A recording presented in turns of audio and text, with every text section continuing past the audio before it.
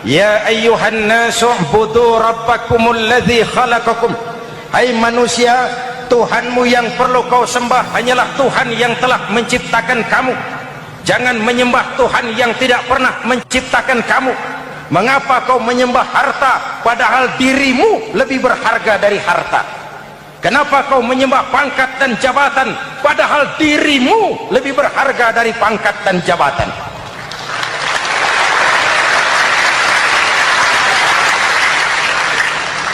Assalamualaikum warahmatullahi wabarakatuh.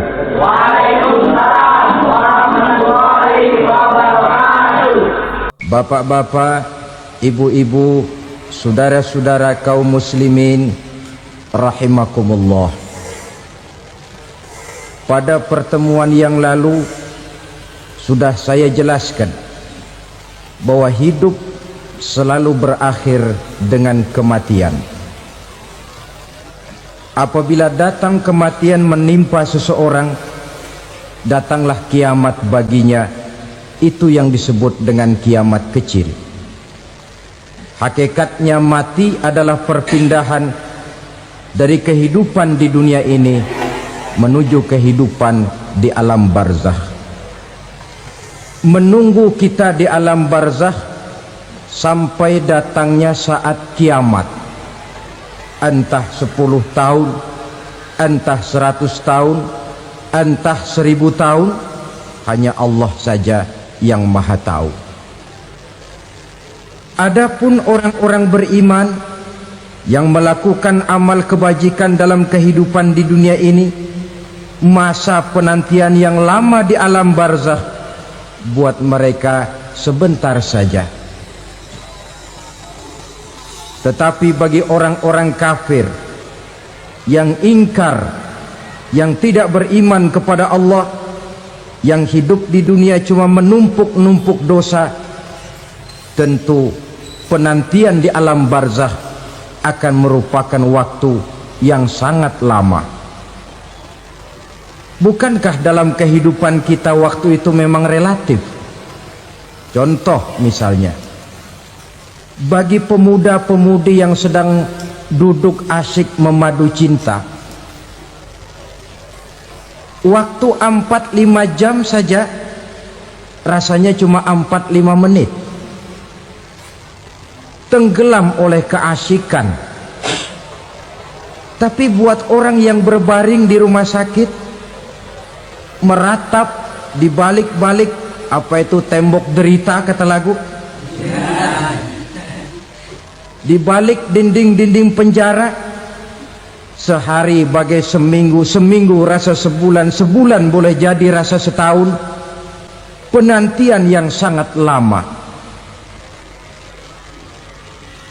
Kapan kiamat itu akan datang? Ini rahasia Allah. Jangankan kita yang orang awam, baginda Nabi sendiri tidak diberitahu oleh Allah kapan kiamat itu akan terjadi. Tetapi sungguh pun demikian, banyak hadis-hadis yang menjelaskan ciri atau tanda-tanda datangnya kiamat. Nah, kalau sudah bicara soal tanda kiamat itu ada dua. Pertama yang disebut alamatus sughra, tanda-tanda kecil. Ini waktunya masih ada tenggang. Ada yang dinamakan alamatul kubra, tanda-tanda besar. Artinya kiamat sudah diambang pintu. Apa tanda-tanda kecil dari datangnya hari kiamat itu? Misalnya kata Nabi, apabila ilmu sudah diangkat oleh Allah, artinya apabila ulama sudah banyak wafat, minat orang belajar agama berkurang, lalu kebodohan nampak merajalela di mana-mana, zina dikerjakan secara terbuka, minuman-minuman keras jadi kebanggaan, itu termasuk di antara tanda-tanda kecil terjadinya hari kiamat. Apalagi misalnya iza waladatil ammatu rabbataha, apabila budak sudah melahirkan tuan. Apa maksudnya? Ada yang mentafsirkan apabila anak sudah bisa membudaki orang tuanya. Orang tua yang melahirkan dia, yang membesarkan dia, demi setelah si anak besar jadi orang berpangkat, bertitel, berharta, berkedudukan, jadilah orang tua itu budaknya. Sehingga sering dibilang kalau orang tua kaya, anak jadi raja. Tapi kalau anak yang kaya, orang tua sering jadi budak. Apalagi munculnya fitnah yang bergelombang, timbul perang antara dua bangsa yang besar, waktu berjalan terasa sangat pendek sekali. Itu merupakan tanda di antara tanda-tanda kiamat. Termasuk di dalamnya sulit membedakan mana laki mana perempuan. Kan kalau tanda-tanda kayak begini sekarang sudah banyak kita lihat kan. Ulama banyak wafat, penggantinya sulit. Zina dikerjakan berterang-terangan, minuman keras jadi kebanggaan. Banyak anak membudaki orang tuanya, sulit membedakan mana laki mana perempuan. Kadang-kadang dari belakang kita lihat perempuan bener, begitu kita colek nengok jenggotan.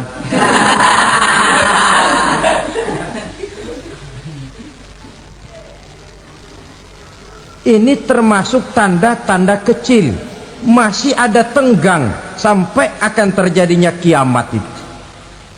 Nah, yang dimaksud dengan tanda-tanda besar, ini tanda besar artinya kiamat sudah diambang pintu. Pertama, matahari terbit dari sebelah barat. Apabila matahari sudah terbit dari arah sebelah barat, tertutuplah sudah pintu taubat. Bersabda Nabi kita, la taqumus sa'atu hatta tatlu'a syamsu min maghribiha. Tidak akan datang hari kiamat sampai matahari terbit dari arah sebelah barat. Wa iza tala'at, manakala matahari telah terbit dari arah sebelah barat, wara'ahan nasu, manusia banyak menyaksikan itu, amanu ajma'un, mereka pun lalu beriman. Yang tadinya kafir, yang tadinya ingkar, yang tadinya membangkang, setelah melihat matahari terbit dari sebelah barat, buru-buru beriman, berlomba-lomba mengucap dua kalimat syahadat. Tapi apa yang terjadi? Kata Nabi, wadzalika hina la yanfa'u nafsan imanuha lam takun amanat min qabl. Hari itu adalah hari yang iman sudah tidak berguna lagi bagi seseorang apabila sebelumnya memang dia tidak pernah beriman. Au kasabat fi imaniha khaira, atau beriman tetapi tidak pernah melakukan kebajikan di dalam keimanannya itu. Hari yang sudah kasib, hari yang sudah terlambat, beriman tidak akan ada gunanya lagi. Ini pelajaran buat kita. Sebelum sang surya terbit dari sebelah barat, sebelum nafas sampai di tenggorokan, artinya pintu taubat masih terbuka. Kalau dua hal itu sudah terwujud, nafas sudah sampai di kerongkongan atau matahari sudah terbit dari arah sebelah barat, tertutuplah sudah pintu taubat. Tak ada lagi gunanya pangkat, jabatan, harta, bahkan beriman pun dalam suasana macam itu. Too late, kata orang Kulon. Sudah terlambat. Matahari terbit dari arah sebelah barat. Itu tanda besar, artinya kiamat sudah diambang pintu. Lalu apalagi tanda besar? Munculnya Dajjal. Dajjal artinya pendusta-pendusta yang menyesatkan manusia. Ada dua macam Dajjal, saudara. Ada Dajjal kecil, ini Dajjal kelas teri. Kalau ini sejak zaman Rasulullah sudah ada itu, tiap zaman ada. Di zaman Rasulullah misalnya ada yang bernama Aswad al-Unsi dari Yaman, ada yang namanya Musailamah al-Kazzab dari Yamamah, ada yang namanya Ibnu Sayyad dari Madinah. Ini dajjal-dajjal di zaman Rasul. Musailamatul Kazzab memproklamirkan diri jadi nabi, dia di zaman Rasul masih hidup. Ini dajjal zaman Nabi. Di zaman sahabat muncul dajjal-dajjal. Di zaman kita sekarang ini dajjal-dajjal pun gentayangan. Dajjal-dajjal kelas teri. Kerjanya mendustakan manusia, menyesatkan manusia, memalingkan manusia dari jalan yang benar dan diridhoi oleh Allah Subhanahu wa taala.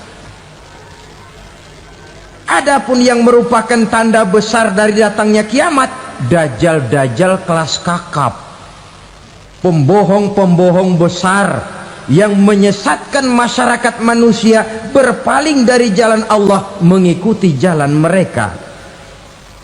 Apa sih ciri dajjal itu? Kata Nabi dalam hadis Bukhari Muslim, inna dajjala, sesungguhnya yang namanya dajjal itu yakhruju, satu saat akan muncul mendekati hari kiamat.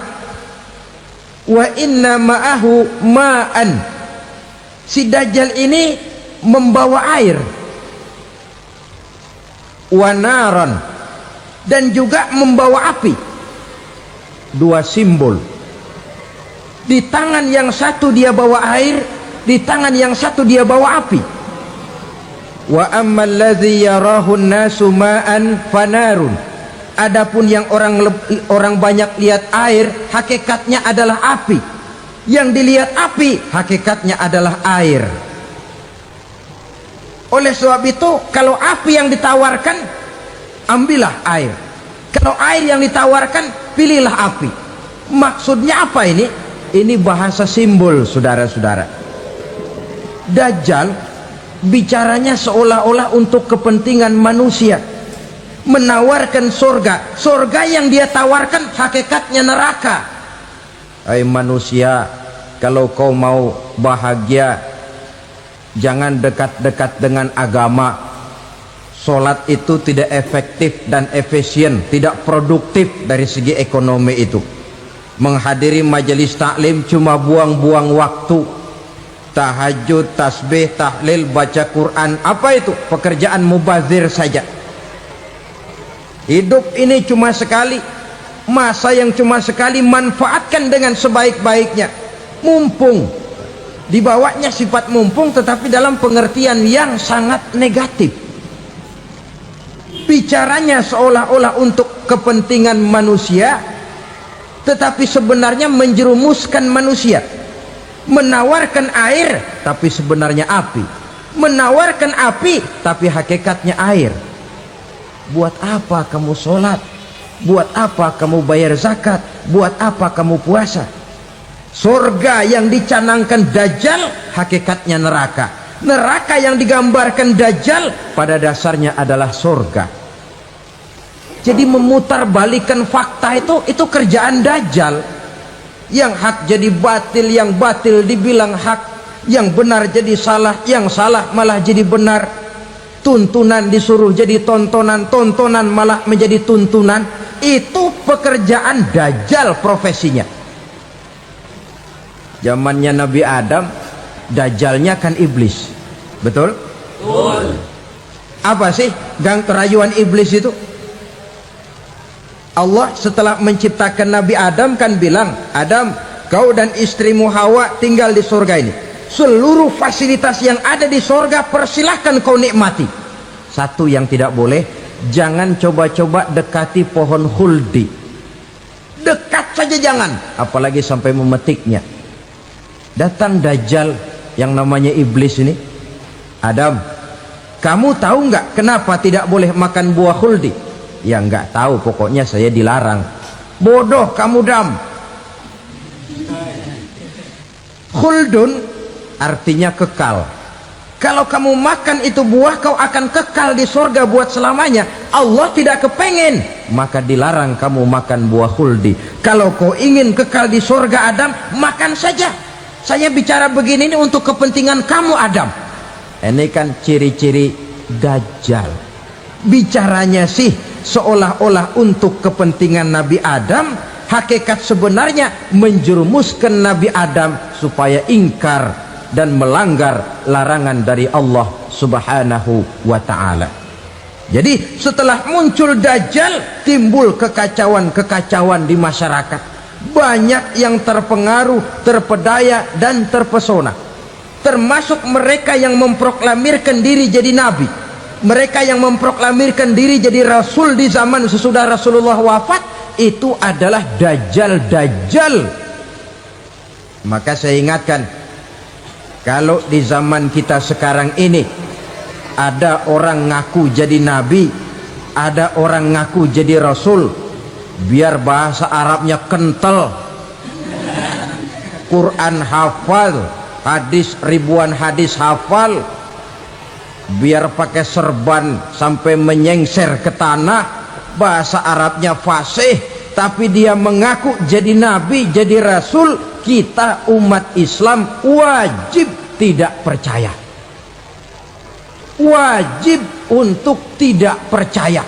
Itulah Dajjal zaman kita sekarang ini. Tidak mustahil mereka datang mempengaruhi orang awam supaya berpaling dari Rasulullah, mengikuti mereka. Nah, di akhir zaman nanti, mendekati hari kiamat, Dajjal ini muncul, Dajjal kelas kakap, menyesatkan masyarakat manusia untuk berpaling dari Islam, mengikuti seruan mereka. Apalagi di antara datangnya kiamat itu, tanda yang besar itu, turunnya Nabiullah Isa Al-Masih, putra Maryam. Menurut berbagai hadis yang sahih, Nabi Isa Al-Masih nanti akan turun lagi, tidak membawa risalah yang baru, tapi meluruskan risalah Islam ini yang telah banyak ditinggalkan oleh masyarakat. Bahkan ada hadis menjelaskan beliau akan membunuh Nabi, mematahkan kayu-kayu salib, lalu melaksanakan haji dan umrah mengikuti syariat Nabi Muhammad, bukan membawa agama baru. Menjadi semacam mujaddid, reformer, menyelamatkan manusia dari bisikan Dajjal. Bahkan ada riwayat yang menjelaskan bahwa Nabi Isa berhasil mengalahkan Dajjal, mengembalikan masyarakat manusia kembali kepada ajaran Islam yang datang dari Allah, dibawa oleh Rasulullah Sallallahu Alaihi Wasallam. Dengan kata lain, turunnya Nabi Isa bukan sebagai Nabi dan Rasul baru, tetapi mengikuti syariat Nabi kita Muhammad Sallallahu Alaihi Wasallam. Saudara hadirin, ibu-ibu hadirat yang saya hormati, kemudian apalagi di antara tanda-tanda besar akan datangnya kiamat itu? Keluarnya asap atau awan. Kata Nabi, inna min asyrati sa'ah dukhanan yamla'u ma bainal masyriqi wal maghrib. Di antara tanda-tanda kiamat, munculnya awan antara langit dan bumi. Ini pun diperkuat dalam surah Ad-Dukhan ayat 10, fartaqib yauma ta'tis sama bidukhanim mubin fayughshan nas hadza azabun alim. Bagi orang-orang yang beriman, mereka biasa-biasa saja, tapi bagi orang kufur, datangnya asap dan awan ini merupakan azab yang kelewat pedih. Barangkali sedikit mendekati gambaran tentang azab yang pedih ini, saya ingatkan alam pikiran kita kepada peristiwa yang belum lama terjadi. Pernah dengar berita bocornya reaktor nuklir di Chernobyl, Uni Soviet? Pernah dengar? Nah, bocornya reaktor nuklir di Chernobyl yang mengakibatkan ratusan bahkan sangat mungkin ribuan nyawa. cuma satu reaktor. Bagaimana kalau seluruh cadangan nuklir yang dimiliki oleh para negara adik kuasa ini diledakkan? Bahkan yang konon menurut catatan, cadangan nuklir yang dimiliki bersama oleh Amerika dan Rusia sekarang ini sudah sanggup memusnahkan 6 miliar manusia, 1,5 kali lebih banyak dari jumlah manusia yang nongkrong di permukaan bumi ini. Saudara-saudara hadirin yang saya hormati, lalu saat mendekati hari kiamat, apalagi tandanya setelah Nabi Isa wafat, pada saat turunnya yang kedua kali, lalu Allah meniupkan angin sejuk, semua orang-orang beriman, orang-orang baik wafat, sehingga penghuni bumi ini cuma tinggal lagi terdiri dari orang-orang kafir. Tidak ada lagi di bumi ini yang bisa mengucapkan Allah. Sehingga dalam hadis qudsi itu ada keterangan, innallaha azza wa jalla yaqulu li Israfil, Allah pernah pesan kepada malaikat Israfil, kata Allah, Israfil, iza sami'ta qailan yaqul Allah Allah fa akhirin nafakh 40 sanatan ikraman liqailiha. Hai Israfil, apabila kau dengar di permukaan bumi masih banyak orang yang mengucapkan Allah Allah, maka tunda sangkakala kiamat itu 40 tahun.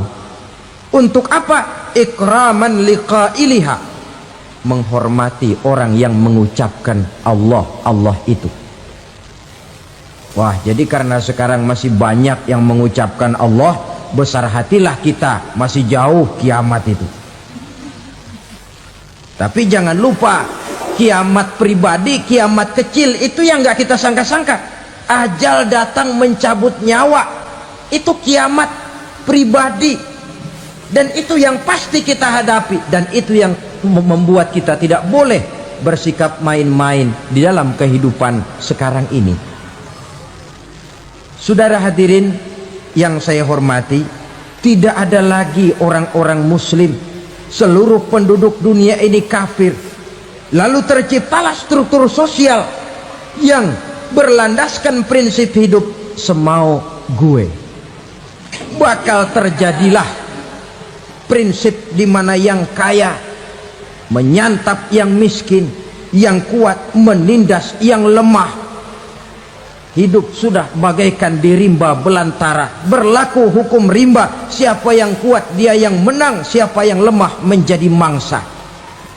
Timbul kekacauan, maksiat merajalela, munkarat menjadi-jadi, sehingga isi bumi ini penuh dengan segala macam perbuatan dosa. Tidak ada perlunya lagi alam diperpanjang temponya.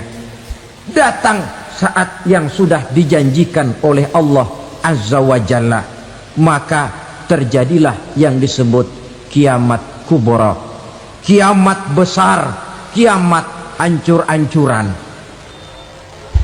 Bagaimana kejadian ini dimulai? Dalam surah Az-Zumar ayat 68, Allah Subhanahu wa taala berfirman, wa nufikha fis suri fasa'iqa man fis samawati wa man fil ardi illa man sya'allahu. Maka manakala ditiuplah sangkakala, terkejutlah seluruh yang ada di langit dan seluruh yang ada di bumi. Bila saat kiamat datang, Allah perintah malaikat Israfil, Israfil, tiup sangkakalamu. Ditiuplah sangkakala oleh malaikat Israfil. Yang akibat daripada tiupan itu, seluruh yang ada di langit, seluruh yang ada di permukaan bumi terkejut. Yang ada di langit siapa? Malaikat kan. Bayangin aja kalau malaikat kaget, apalagi kita. Terkejut seluruh makhluk yang ada di bumi, yang ada di langit mendengar suara sangkakala itu. Bunyinya tidak sanggup kita bayangkan dahsyatnya. ledakan nuklir, ledakan neutron, belum apa-apa ketimbang bunyi sangkakala malaikat Israfil ini. Nah, lalu mendengar bunyi sangkakala ini, gemparlah makhluk, kacaulah alam. Bumi gempa, planet-planet bertabrakan, gunung meletus, air laut tumpah ke darat, angin topan bertiup, halilintar menyambar. Lalu semua yang bernama hidup mati total. Mati bareng tanpa persiapan. La haula wala quwata illa billah. Saya kadang-kadang dalam tafakur bermohon, ya Allah, mudah-mudahan saya nggak nemuin kiamat beneran. Ngeri, nggak bisa kita bayangkan macam apa suasana seperti itu. Allah saja banyak memberikan gambaran, misalnya Al-Qari'ah, wa mal qari'ah, wa ma adraka mal qari'ah. Kejadian yang menggemparkan. Tahukah kamu apa kejadian yang menggemparkan itu?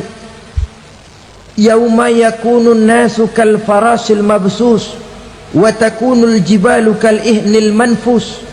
Pada saat itu manusia berterbangan bagai kupu-kupu, gunung berterbangan seperti kapas ditiup angin. Gunung saja macam kapas, konon lagi manusia.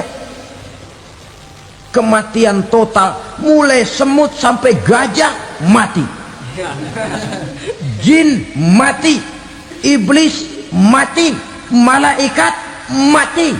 Malaikat saja mati. Saudara hadirin yang saya hormati, kematian total yang tanpa persiapan. Orang bilang, Pak, kalau mati bareng begitu yang repot malaikat maut dong ya, cabut sana, cabut sini. Itu kalau menurut logika kita, mestinya begitu menurut logika. Tapi logika juga yang nggak perlu serepot itu. Sebab untuk mematikan listrik di wilayah DKI, di wilayah Jakarta, nggak perlu tiap rumah didatengin, matiin, ya lama. Cukup dari kantor pusatnya saja PLN, tekan satu tombol, gelaplah seluruh Jakarta. Saudara hadirin yang saya hormati, kematian total. Lalu setelah kematian total, planet-planet juga mati, dalam arti tidak bergerak dan beredar. Angin mati, dalam arti tidak bertiup. Air mati, dalam arti tidak ada riak gelombang. Pokoknya semua mati. Kullu nafsin za'iqatul maut, semua yang bernafas mati. Dalam ayat lain, kullu man 'alaiha fan, semua yang ada di permukaan bumi fana. Yang kekal cuma Allah Subhanahu wa ta'ala. Yang paling belakang mati malaikat maut dan malaikat Israfil. Tapi mati juga sesuai dengan janji Allah. 40 lamanya. Tidak dijelaskan oleh Abi Hurairah 40 jam, apa 40 hari, apa 40 tahun. Hadis cuma menyebutkan 40 saja. Sunyi alam, yang tinggal cuma Allah saja lagi. Ketika itu Allah berseru-seru, katanya, limanil mulkul yauma, siapa para penguasa hari ini? Mana itu raja-raja dan penguasa yang dulu mengaku jadi Tuhan? Fir'aun, mana Fir'aun sekarang? Yang dulu jadi raja, merasa berhasil, sombong, lalu tidak mau turun-turun dari kekuasaannya, sampai kepada puncak kekurang ajarannya, mengangkat diri jadi Tuhan. Mana itu Fir'aun? Namrus, mana sekarang Namrus? La ilaha illa ana, ternyata tidak ada Tuhan lain selain daripada aku, kata Allah. Proses kemudian, saudara-saudara, turunlah hujan dari langit. 40 lamanya hujan itu, tidak jelas juga 40 jam apa 40 hari. Setelah air turun membasahi, datanglah tiupan sangkakala yang kedua. Semua yang bernama mati bangkit dari kuburnya masing-masing. Ini yang disebut Yaumul Ba'thi, hari kebangkitan. Allahu Akbar. Pada saat kita bangkit dari kubur kita masing-masing, kumpul di padang mahsyar namanya. Bayangin aja, saya sendiri nggak sanggup bayangin. Manusia sejak zaman Adam sampai zaman kiamat kumpul bareng di tempat sama. Berapa banyaknya itu?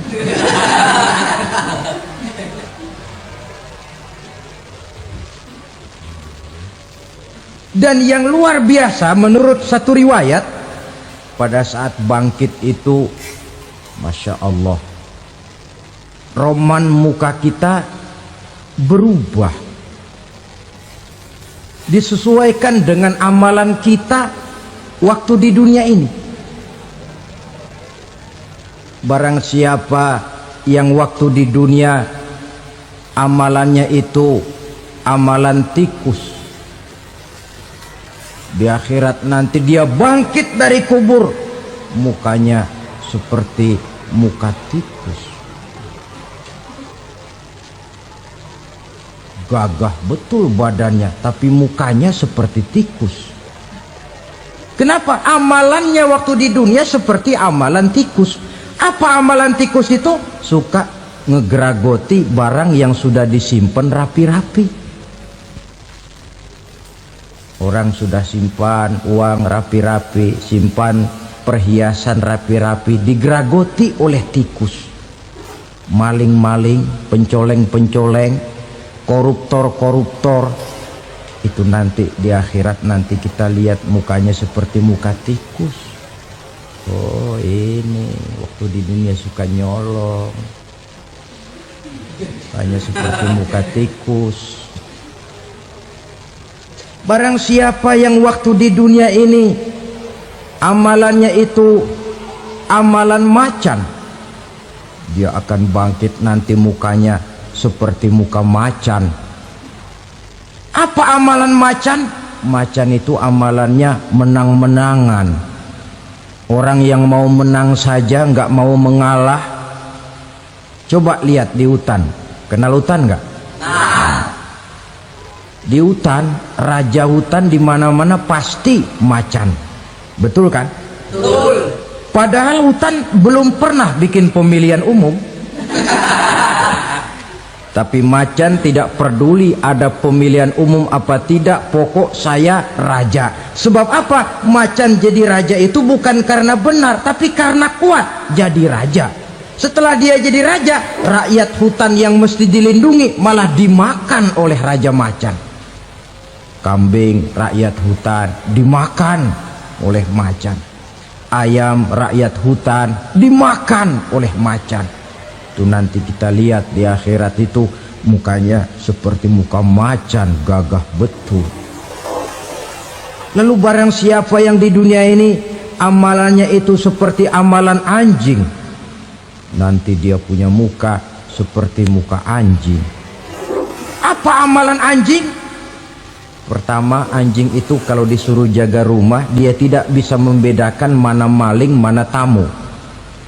Biar yang datang maling kalau bawa tulang, anjing kalem. Yang kedua, anjing itu akan setia kepada siapa saja yang memberinya roti.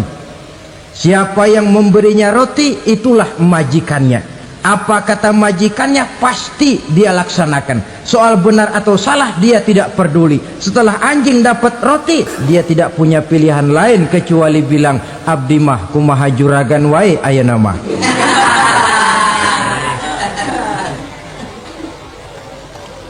Saudara hadirin yang saya hormati, berkumpul di padang mahsyar, tiap orang sibuk dengan persoalannya masing-masing. Matahari waktu itu didekatkan oleh Allah, panas luar biasa. Ada yang saking panasnya itu mencucurkan peluh keringat sampai sebatas mata kakinya.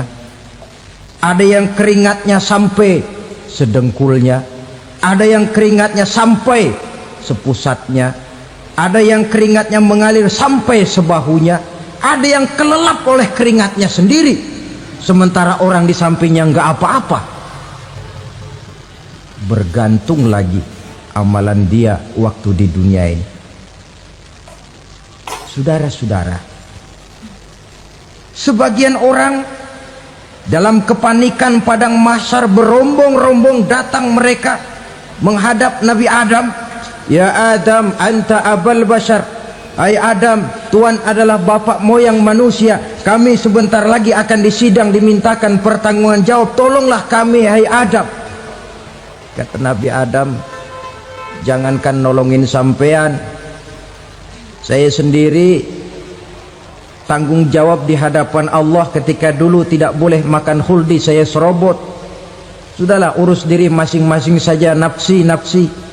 Begitu kata Nabi Nuh, begitu kata Nabi Ibrahim. Tiap orang bertanggung jawab sendiri-sendiri.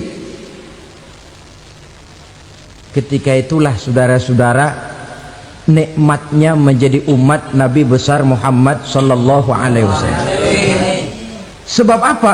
Walaupun menurut abjad kita ini umat paling belakang, kan paling belakang kita ini toh, karena Nabi Muhammad adalah Nabi akhir, tapi akan dihisap lebih dulu, lewat di atas sirat lebih dulu, masuk surga lebih dahulu ketimbang umat-umat belakangan. Ketika Rasul mendekati ajal, beliau tanyakan itu kepada malaikat Jibril. Malaikat Jibril berkata, Muhammad jangan khawatir, Allah sudah berjanji, inni haramtul jannata ala sairil anbiya hatta tadkhulaha anta wa haramtuha ala sairil umami hatta tadkhulaha ummatuka.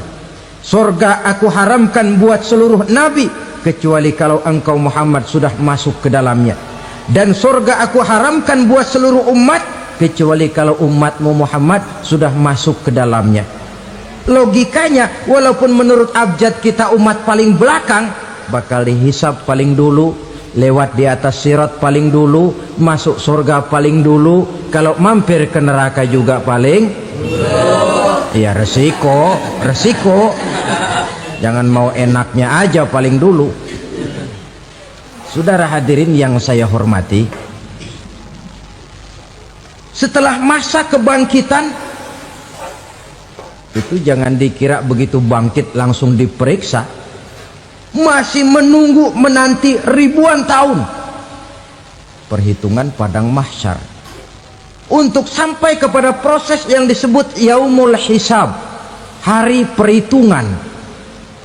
Seorang demi seorang bakal dipanggil. Bayangkan saja, kita se-RT saja di absen, kadang-kadang perlu waktu lama. Ini manusia sejak zaman Nabi Adam sampai datang hari kiamat, satu demi satu disidang di hadapan Qadhi Rabbul Jalil. Status sosial copot sudah waktu itu. Yang pernah jadi hartawan di situ tidak lagi kelihatan kehartawanannya. Yang pernah jadi jenderal tidak lagi dipanggil jenderalnya. Yang ustadz tidak lagi dipanggil al-mukarramnya. Seluruh status sosial selesai. Dipanggillah kita seorang demi seorang menghadap Qadhi Rabbul Jalil. Bagaimana proses penghisaban itu? Pertama, proses tanya jawab. Di antaranya ada hadis menyatakan, lan tazula qadama 'abdin yaumal qiyamah hatta yus'ala an arba'i khisalin. Besok di hari kiamat tidak akan bergeser telapak kaki seorang hamba sampai dia ditanya lebih dulu tentang 4 persoalan. Tentang ilmunya, Kemana ilmu itu diamalkan? Tentang umurnya, di mana umur itu dihabiskan? Tentang masa mudanya, kemana masa muda itu dipakai? Tentang hartanya, dari mana harta itu didapat dan kemana harta itu dibelanjakan. Ini termasuk proses tanya jawab. Jadi kalau istilah pengadilan dunia, nama Fulan bin Fulan. Kamu waktu di dunia diberikan umur panjang untuk apa? Pernah mengalami masa muda, kemana kau habiskan masa remajamu? Kau diamanahkan ilmu, dengan apa ilmumu kau amalkan? Kau diberikan harta, dari mana harta kau dapat, kemana kau belanjakan? Tak seorang pun yang bisa mungkir. Sebab apa? Dikala itu yang menjadi saksi bukan orang. Yang menjadi saksi adalah seluruh anggota badan kita. Tangan bicara, kaki jadi saksi terhadap seluruh amalan yang pernah kita kerjakan pada saat kehidupan di alam dunia ini. Selesai proses tanya jawab, lalu diperlihatkan buku catatan kita waktu hidup di dunia ini. Jangan lupa Allah itu menyiapkan 2 superkomputer kepada kita. Sebelah ditempelin sebelah kanan, yang sebelah tempelin di sebelah kiri. Komputer itu namanya Raqib dan Atid, 2 malaikat yang apabila baik kita lakukan, refleks saja akan menulis kebajikan kita. Jahat kita kerjakan, akan tertulis. Catatan itu nanti diperlihatkan kepada kita. Waduh, alangkah malunya pada saat diperlihatkan catatan kita, buku rapot kita merah melulu. Barangkali diperiksa sambil diomelin, brengsek lo. Buku merah melulu begini, bagaimana waktu hidup di dunia? Tidak cukup diperlihatkan buku catatan kehidupan, rekaman kehidupan. Rekaman kehidupan kita secara utuh sejak terlahir sampai ajal datang merenggut nyawa. Barangkali mirip dengan video sekarang ini, di mana terekam dengan baik seluruh kegiatan kita sejak yang sekecil-kecilnya sampai kepada yang sebesar-besarnya. Untuk kemudian kita pun menerima balasan. In khairan fa khairun wa in syarran fa syarrun. Kalau baik ya baik balasannya, kalau jahat ya jahat juga balasannya. Catatan-catatan kita diberikan. Kalau banyak kebajikannya diberikan di tangan kanan dengan cara yang halus. Kalau banyak kejahatannya diberikan dari sebelah kiri atau dilempar dari belakang. Itulah sebabnya sejak di dunia ini kita sudah mohon kepada Allah. Ketika berwudu membasuh tangan kanan, apa kita bilang? Allahumma a'tini kitabi biyamini wa hasibni hisaban yasira. Ya Allah, berikan saya kitab di tangan kanan, dan kalau saya memang perlu dihisap, hisaplah saya yang seringan-ringannya. Tangan kiri berlindung kita kepada Allah, jangan sampai diberikan kitab di tangan kiri atau dari arah sebelah belakang. Wa a'udzubika an tu'tiya kitabi bishimali aw min wara'i zuhri, dari arah sebelah belakang. Na'udzubillah min dzalik.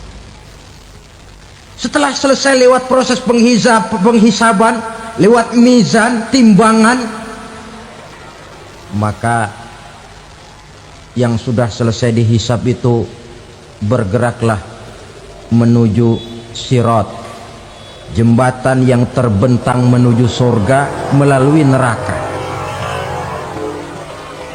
Saudara-saudara, panjangnya perjalanan sirat itu memakan waktu ratusan tahun. Tetapi orang yang lewat di atas sirat pun macam-macam, bergantung amalannya ketika di dunia ini. Ada yang lewat di atas sirat itu kal barkil khatib, seperti kilat yang menyambar, lep, sudah sampai dia di surga. Cepat bukan main.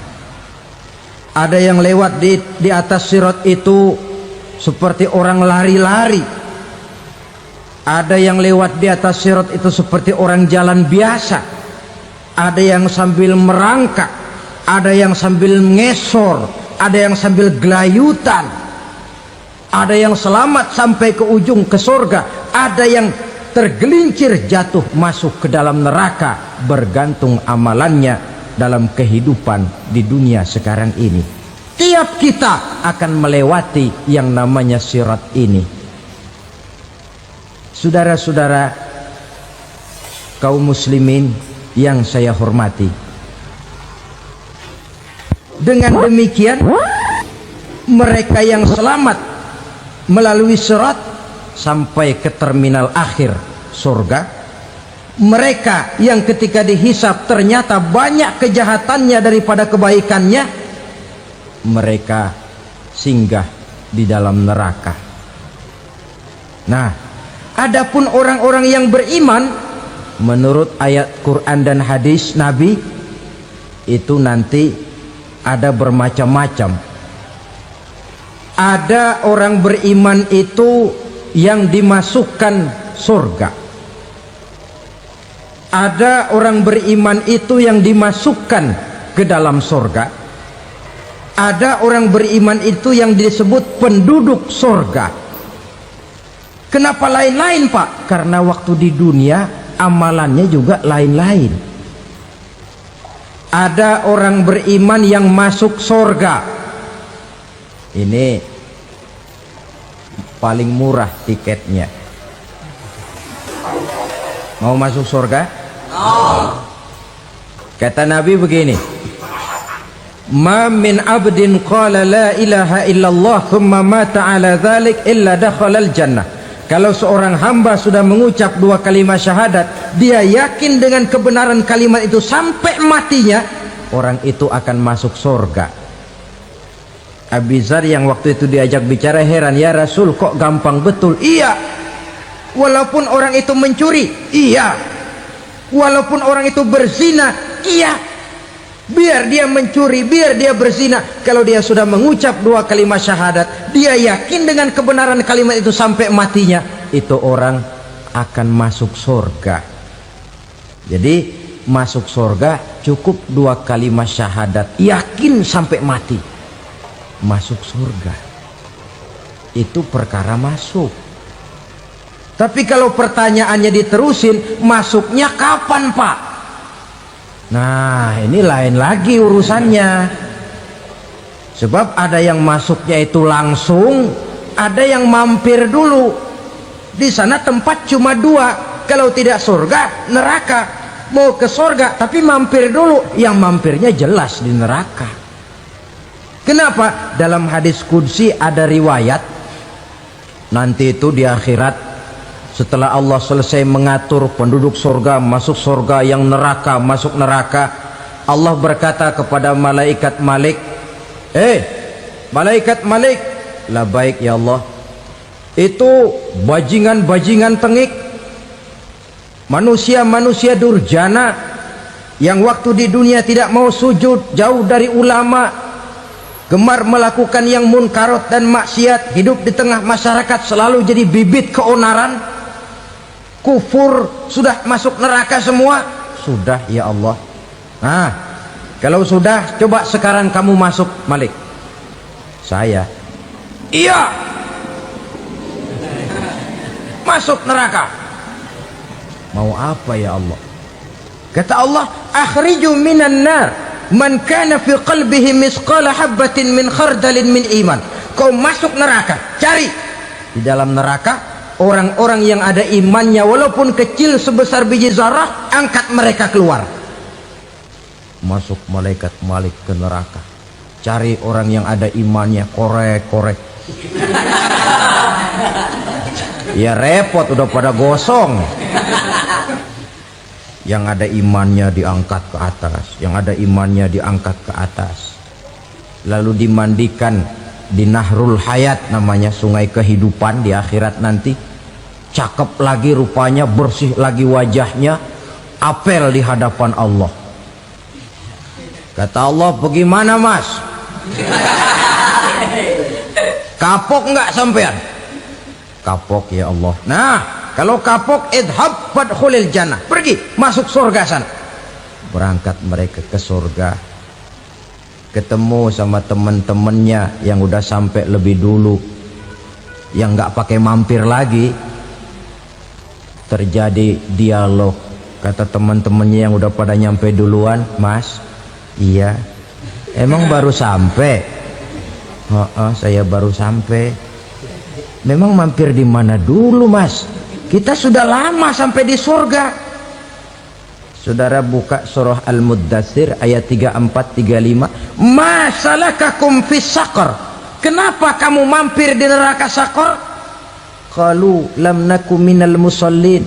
Mereka menjawab, kami mampir di neraka Saqar, Mas, gara-gara dulunya kami waktu di dunia ndak pernah sholat.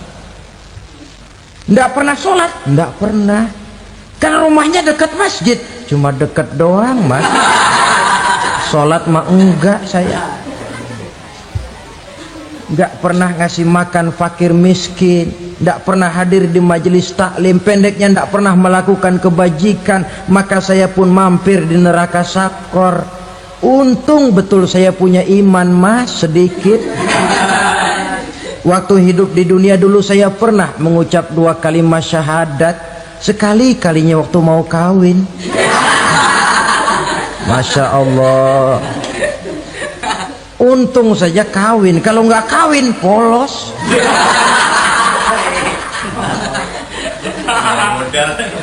Itu juga penghulu sudah setengah mati ngajarin.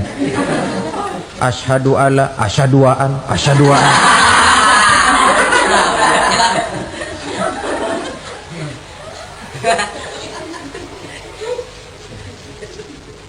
Ini namanya masuk surga, ada mampir dulu. Ada pula orang mukmin itu yang dimasukkan surga. Namanya dimasukkan kan terima beres. Saya masuk ke rumah, jalan sendiri, cari tempat sendiri. Saya dimasukkan ke dalam rumah, terima beres, pokok ada di dalam, itu dimasukkan namanya. Nggak pakai mampir. Tapi tentu tiketnya lebih mahal ketimbang yang pertama tadi. Apa kata Allah? Innal ladzina amanu wa amilus salihat la ukaffiranna anhum sayyi'atihim wa la udkhilannahum jannah. Sesungguhnya orang-orang yang beriman kemudian beramal soleh, kami hapuskan segala dosa dan kesalahannya, kami masukkan mereka ke dalam surga. Lihat ayatnya, Allah yang memasukkan, kita yang dimasukkan. Tidak pakai transit, tidak usah mampir. Cuma tidak cukup syahadat, tidak cukup amanu, tapi diiringi dengan wa'amilus salih. Iman, amal. Tidak cukup syahadat, lalu dibuktikan dia sholat, dia zakat, puasa, lalu dia melakukan berbagai macam kebajikan. Ini yang menyebabkan dia tidak pakai mampir di tempat yang bernama Saqar. Lalu ada pula orang mukmin itu yang disebut penduduk surga. Wah, ini sudah VIP ini. Ashabul jannah, penduduk surga. Siapa mereka? Kata Allah, innal ladzina amanu summa istaqamu fala khaufun alaihim wala hum yahzanun ulaika ashabul jannah hum fiha khalidun. Sesungguhnya orang-orang yang beriman lalu istiqamah, tetap dalam melaksanakan perintah Allah, tidak goyah, tidak labil tapi stabil, istiqamah, mereka tidak takut dan tidak bersedih hati. Merekalah penduduk surga. Iman, istiqamah.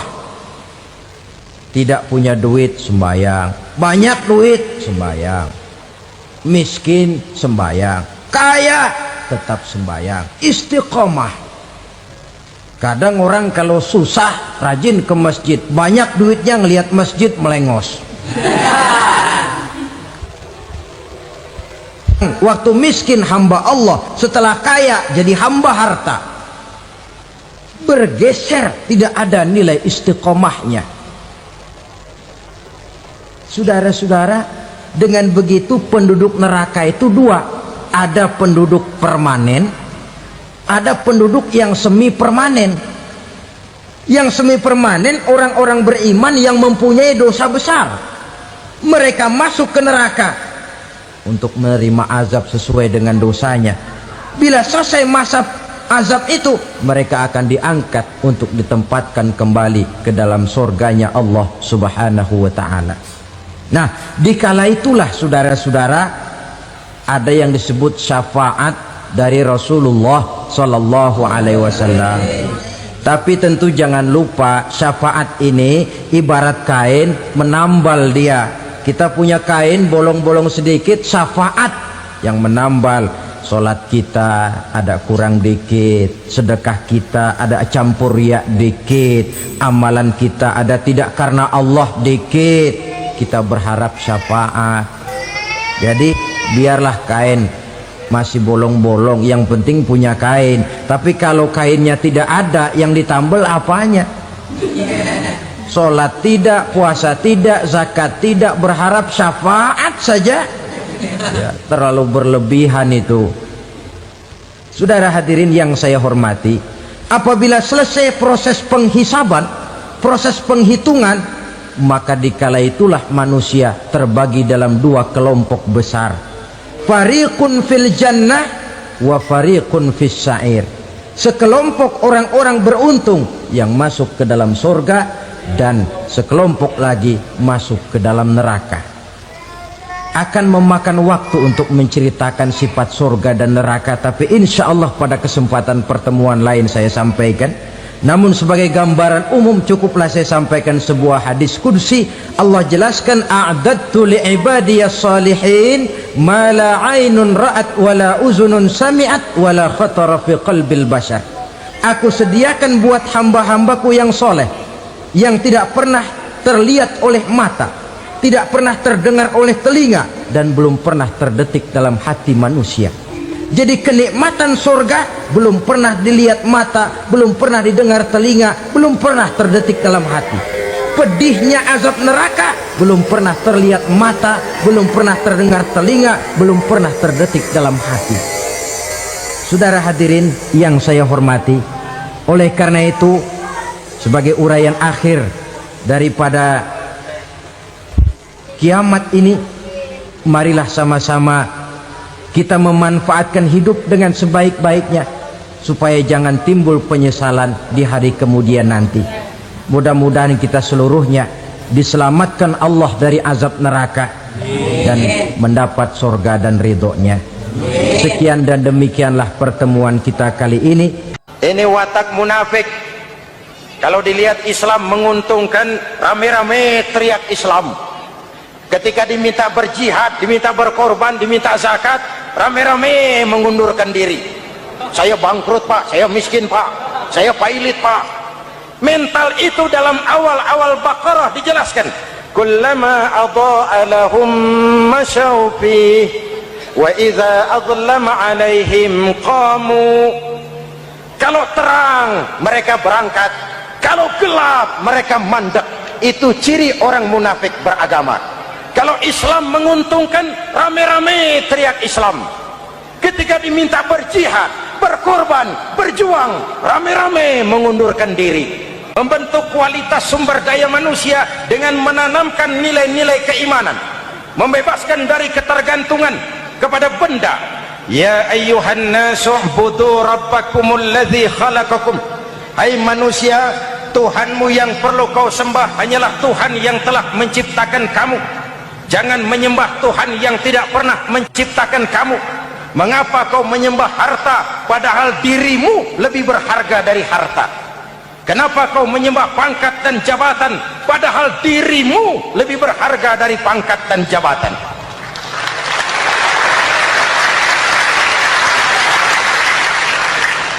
Diajak rasio berpikir, Tuhanmu yang perlu kau sembah hanyalah Tuhan yang menciptakan kamu.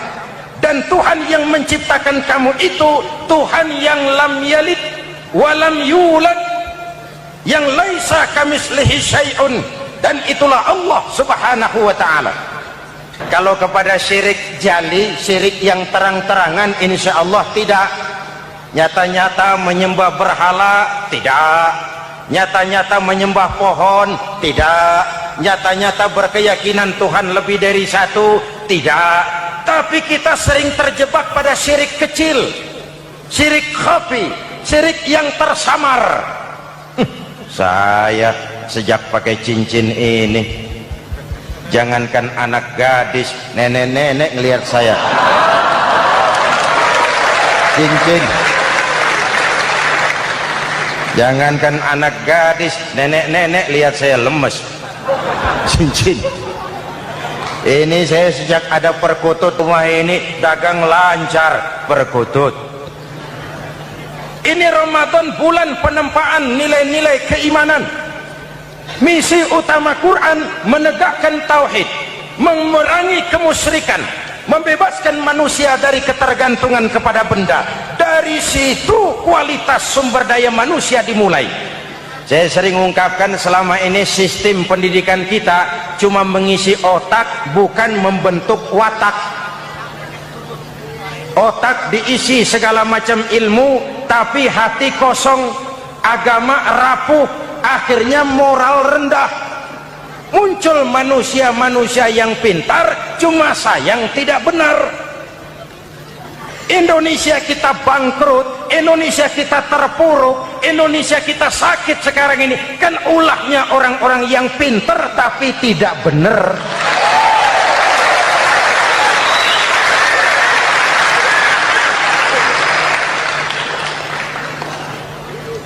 Dan kalau saya bicara kayak begini, ini bukan pidato politik, ini nurani. Politik naon kadut.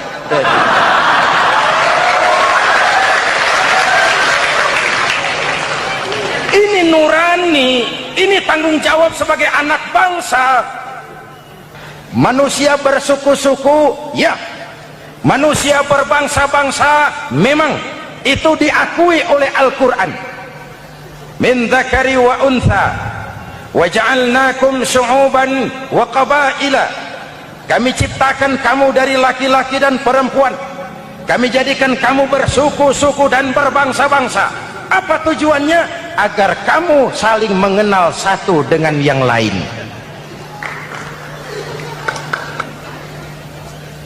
Yang terlepas dari ras, dari manapun orang datang, apapun warna kulitnya, dari suku apapun ia dilahirkan, kalau akidahnya sama, itu kan saudara kita.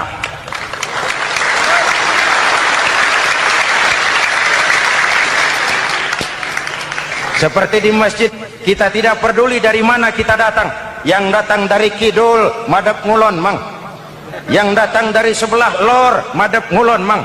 Yang datang dari sebelah wetan, madep kulon mang. Yang datang dari kulon, madep ngulon. Bukan soal dari mana kau datang, tapi satu arah menghadapmu. Kau mau Betawi, mau Sunda, mau Jawa, mau Padang, mau Aceh, mau Batak, mau Ambon, kita satu nusa, satu bangsa, satu bahasa. Marilah kita jadi lem perekat buat lingkungan kita di saat keutuhan kita sebagai bangsa sedang dalam ujian berat. Semangat kebersamaan atas dasar keadilan. Tidak ada mayoritas menekan minoritas. Umat Islam itu kalau besar, dia mampu melindungi yang kecil. Kalau kecil, dia bisa menjaga diri. Tiap sholat Jumat, khatib berpesan pada akhir khutbah kedua, innallaha ya'muru bil adli wal ihsan. Innallaha ya'muru bil adli wal ihsan. Allah memerintahkan kamu menegakkan keadilan dengan argumen, bukan dengan sentimen. Mengajak, bukan mengejek. Merangkul, tidak untuk tujuan memukul. Kalau sebagai bangsa kita utuh, kompak dan bersatu, saya yakin kita akan bisa mengatasi kesulitan-kesulitan sekarang ini.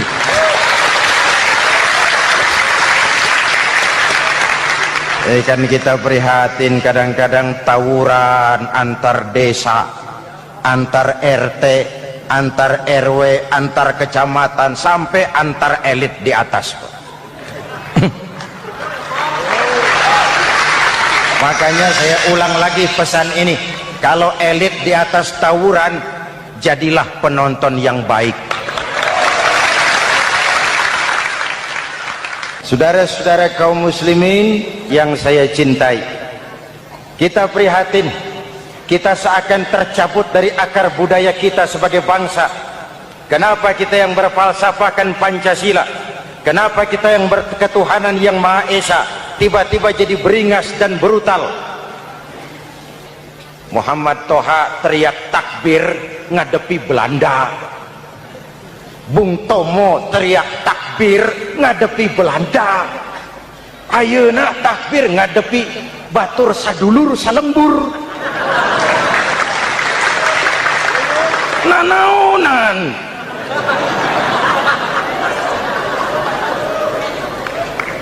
Bung Tomo teriak takbir, Muhammad Toha teriak takbir, yang dihadapi jelas penjajah Belanda. Kita ngadepi saudara sendiri, Allahu Akbar, yang sana teriak Allahu Akbar, setan tepuk tangan di tengah. Yuk kita rukun, yuk kita kompak, yuk kita bersatu, yuk. Ada maling ayam ketangkap, disiram bensin, dibakar hidup-hidup. Kok kita bisa begitu? Street justice, pengadilan jalanan mulai tegak. Iyalah kita tidak puas dengan kerja aparat kita, tapi jangan main hakim sendiri. Ini negara, bukan hutan.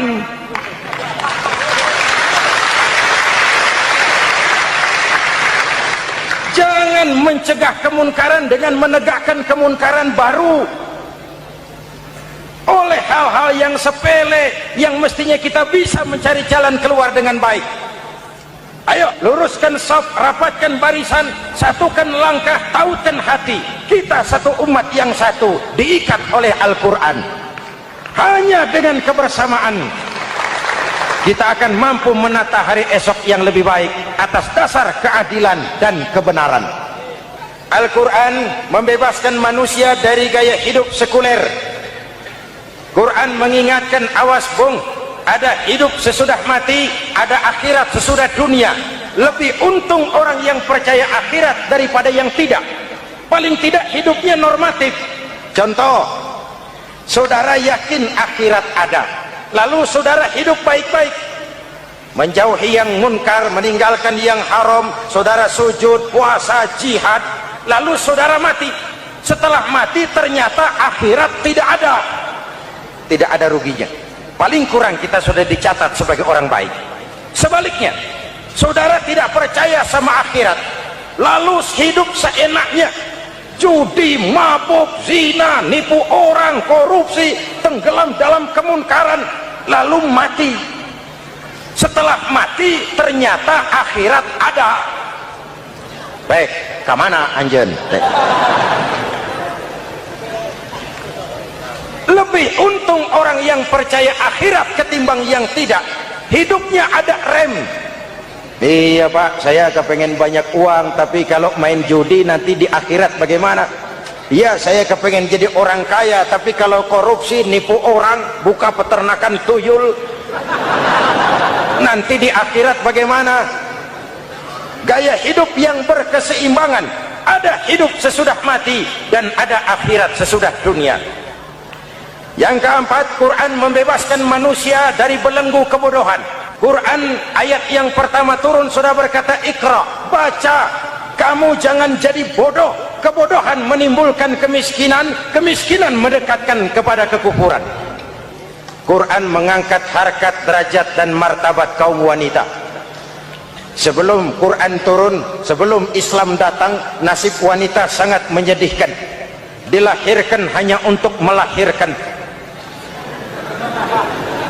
Kalaupun berperan, peranannya tidak lebih segitiga. Dapur, sumur, kasur. Kasur, sumur, dapur. Dapur, sumur, kasur. Wanita dilecehkan, sekadar alat pemuas nafsu. Datang Islam, Rasul terenyuh. An-nisa imadul bilad. Wanita adalah tiangnya negara. Jikalau baik wanita, baik negara. Jikalau rusak wanita, hancur negara. Karena wanita, negara jaya. Betul? Karena wanita, negara hancur. Betul? Maka wanita adalah bidadari. yang kadang-kadang setan. Kadang-kadang.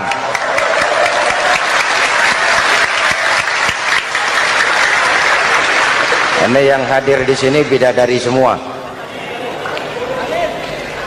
Ibu bapak, saudara-saudara hadirin yang saya hormati. Lalu bagaimana sikap kita terhadap Al-Quran? Quran sendiri menjelaskan, "Thumma awrathnal kitaba alladzina istafaina min ibadina." Kemudian kami wariskan kitab Al-Quran yang kami pilih buat hamba-hamba kami yang terpilih. Luar biasa. Umatnya umat pilihan, rasulnya rasul pilihan, kitabnya pun kitab pilihan. Kami wariskan Al-Quran kepada hamba-hamba kami yang kami pilih. Bagaimana sikap mereka setelah menerima Al-Quran? Terbagi tiga. Pertama, faminhum zalimun linafsihi. Di antara mereka ada yang setelah menerima Al-Quran lalu zalim kepada dirinya sendiri. Diterimanya Al-Quran dengan lidahnya, tapi ditolak dengan perbuatannya. Mulutnya menjunjung Al-Quran, perbuatannya menginjak Al-Quran. Quran bilang ke barat, dia pergi ke timur. Quran bilang ke selatan, dia berangkat ke utara.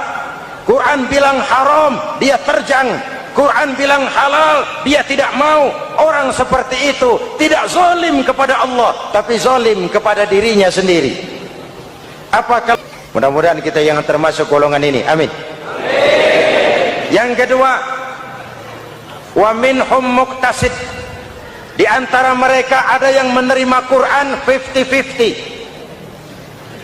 separuh-separuh. Yang enak dilaksanakan, yang berat ditinggal.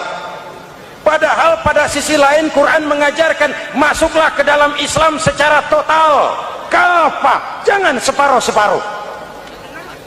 Golongan yang ketiga, ini yang ideal. Wa minhum sabiqum bil khairati biiznillah. Di antara mereka ada yang setelah menerima Al-Quran lalu berlomba-lomba mengamalkannya, berlomba-lomba melaksanakannya. Jangan sampai yang baca Quran dengan suara merdu dapat piala, yang mengamalkan Quran dengan konsekuen dapat penjara.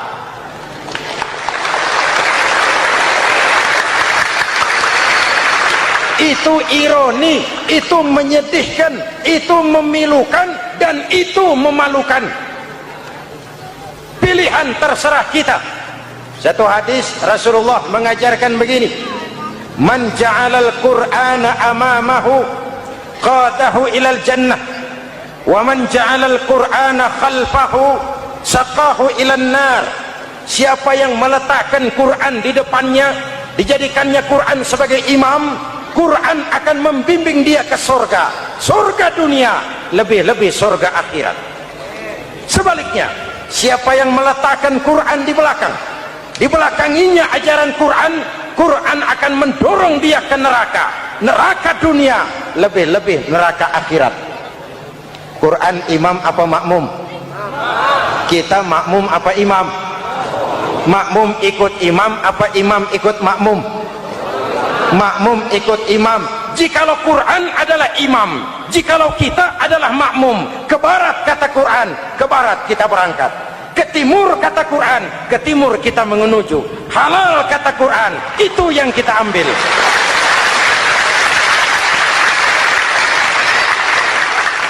Ini laki-laki ini seneng nggak sama perempuan?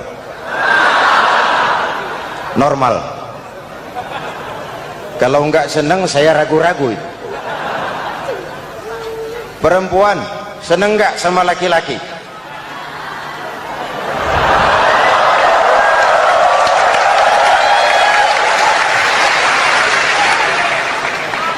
Ini fitrah. Laki-laki suka perempuan, perempuan suka laki-laki. Quran memahami itu. Hai laki-laki, kau senang dengan perempuan. Hai perempuan, kau suka dengan laki-laki. Oke, lewat sini, lewat pintu yang disebut nikah. Kalau kitab suci melarang nikah, itu bertentangan dengan fitrah manusia. Maka dalam Quran mulai dari umat sampai ulama dan segala profesi dianjurkan nikah. Kalau kiai tidak boleh nikah, saya pilih mengundurkan diri, Pak.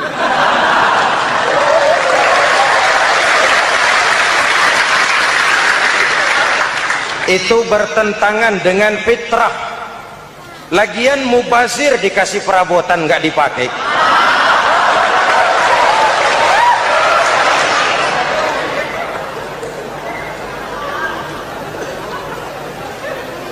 Fitrah.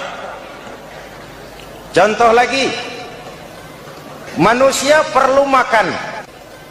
Kalau ada kitab suci menyuruh puasa terus dari pagi sampai sore sampai malam sampai pagi lagi, eta teh kitab gelo.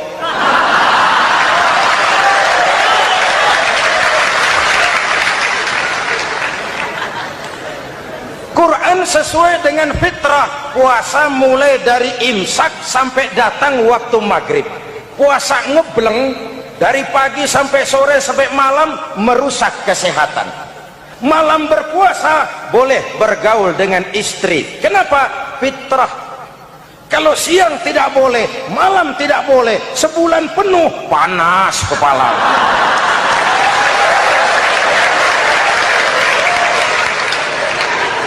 Rontok rambut. Hadirin yang saya hormati, itu yang pertama.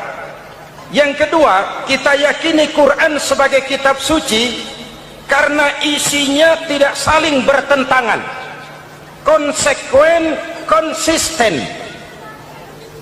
Kalau ada satu kitab, di satu ayat mengajarkan Tuhan Esa, di lain ayat mengajarkan tiga, liar ya mah. Bagaimana kitab suci isinya paradoks? Bagaimana kitab suci isinya saling bertentangan? Di ayat manapun sekali Quran berkata Allah itu Esa, selamanya Esa. Isinya tidak saling bertentangan. Lalu yang ketiga, kita yakini Quran kitab suci karena dia bersih dari intervensi manusiawi. Sejak turunnya Al-Quran menantang, jikalau kamu ragu terhadap Quran yang kami turunkan kepada hamba kami Muhammad, kamu anggap itu cuma bikinan Muhammad. Kalau Muhammad bisa, kamu tentu bisa. Baik, bikin satu surah semacam Al-Quran. 14 abad yang lalu tantangan ini turun dan sampai malam ini belum terjawabkan. Pak, barangkali tidak ada yang mau coba. Banyak. Antara lain Musailamah Al-Kazzab, dia mencoba membuat menandingi Al-Quran. Dia buat satu surah namanya surah Al-Fil. Bunyinya begini, bikinan Musailamah. Al-Fil wa mal-fil wa ma adraka mal-fil lahu khurtumun tawil wa lahu zail. Sudah berbentuk syair. Isinya apa? Al-Fil, gajah. Wa mal-fil, apakah gajah itu? Wa ma adraka mal fil, tahukah kamu apa itu gajah? Lahu khurtumun tawil, dia punya belalai panjang. Wa lahu zail, dan dia punya ekor. Nggak usah turun ayat begituan, orang tahu.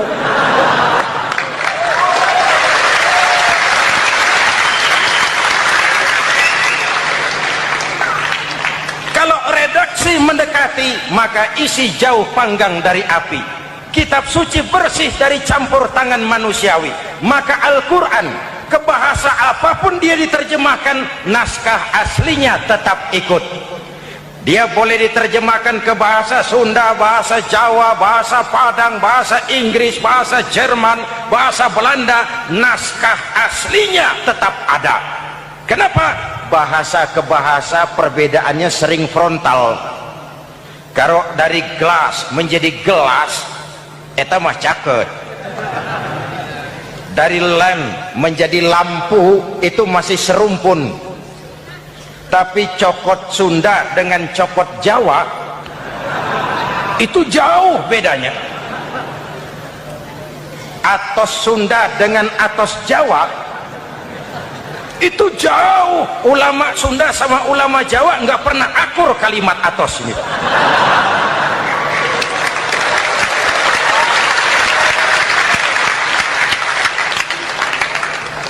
Inilah kebenaran janji Allah, inna nahnu nazzalna dzikra wa inna lahu lahafizun.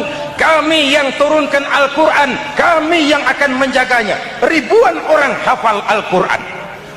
Lalu apa pesan-pesan misi utama Al-Quran? Pertama, menegakkan tauhid. Ini yang lebih dahulu. Ibu bapak, saudara-saudara hadirin yang saya hormati, Rasul kalau masuk sepertiga yang akhir, sing-singan baju, hamparkan sajadah, lebih banyak di masjid daripada di rumah. Itu Rasul. Maka sepertiga yang akhir masjid makin ramai. Lihat Masjidil Haram. Lain dengan kita. Sepertiga yang akhir masjid mulai mengalami kemajuan. Safnya makin maju.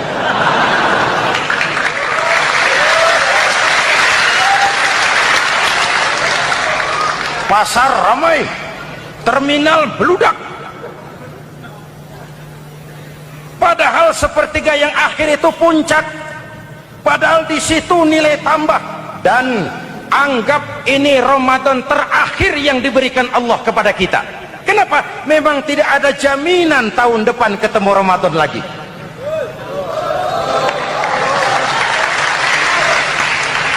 Anggap ini Ramadan terakhir yang diberikan Allah kepada kita. Tidak ada jaminan tahun depan Ramadan akan ketemu lagi. Tidak ada jaminan. Manfaatkan pelukan pemutihan. Semua kita melakukan introspeksi. Tidak tahu kita Ramadan tahun depan nanti masih ketemu apa tidak. Sebagaimana kita tidak tahu kita masih hidup atau tidak. Hadirin yang saya hormati, misi kedua Al-Quran, persaudaraan, kebersamaan atas dasar keadilan dan kebenaran. Mari kita jadikan Ramadan sebagai bulan di mana sedikit demi sedikit kita berupaya kembali menjadi generasi yang Qur'ani. Rasulullah pernah ditanya, kalau Tuhan wafat ya Rasul, kemana kami minta nasihat? Aku tinggalkan kamu dua nasihat. Satu yang diam saja, satu yang bisa bicara. Yang bisa bicara apa ya Rasul? Al-Quran. Minta nasihat Quran. Yang diam saja apa ya Rasul? Maut. Dalam hidup ada dua nasihat. Nasihat yang bisa bicara, Al-Quran. Nasihat yang diam saja, maut. Mau dagang, minta nasihat Quran. Mau bertetangga, minta nasihat Quran. Itu nasihat. Nasihat yang kedua, diam saja, tahu-tahu datang maut. Makanya anggap ini Ramadan terakhir yang diberikan Allah kepada kita. Karena tahun depan tidak ada jaminan kita bertemu Ramadan. Manfaatkan 10 yang akhir untuk meningkatkan nilai ibadah kita kepada Allah Subhanahu wa ta'ala.